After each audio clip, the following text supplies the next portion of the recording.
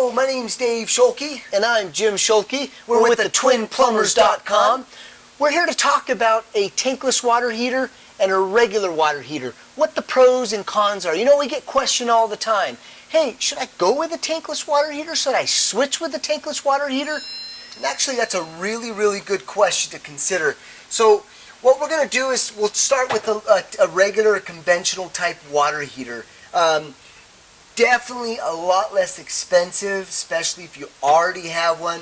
So take, for instance, wouldn't you agree, Jim, if it's already in the garage, you switch it out, you put a brand new one in, easy to go get. So the convenient factor, if it is in a garage, is going to be a lot easier to replace versus, versus a tankless water heater. So if you decided to go and switch it up with a tankless water heater in this application, for example, it would be definitely double the cost right off the bat just for the heater.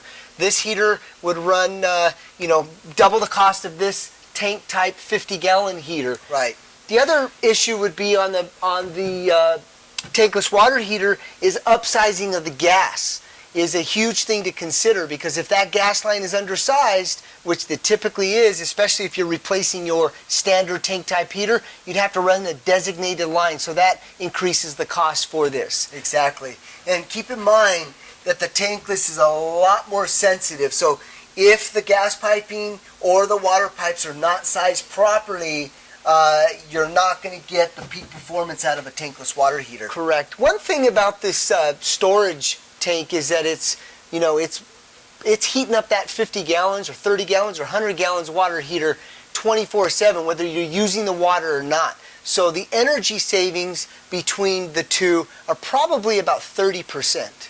Yeah, that's right. I think really the other good thing about tankless is that if you have this in your house or in an area that you definitely need to use the space, a lot of people decide to upgrade to a tankless water heater, and that makes a huge difference as well. Well, keep in mind too, if this is inside the house, you've got 40, 50 gallons of water that's, if it leaks, it can cause serious damage to your indoor home. So that's one thing to consider as well. That's right. Well, the other con too is you have to keep in mind, water issues is a big deal. Our municipality water, we definitely have to make sure that your water is being dealt with, especially with a tankless water heater. They tend to, over about a year to 2 years, especially if you're not maintaining them, can get calcified within the burner tube. So that is correct. Now, one thing to keep in mind though, if you do maintain both of these heaters, the life expectancy of a tankless water heater, you could probably get 20 to 25 years out of it. Out of a traditional tank type heater, you're probably going to get anywhere between 6 to 14 years out of the heater. Yeah, that's true. Good point. Well, I hope we answered all of your water heater questions, and thanks for watching. Thanks for watching.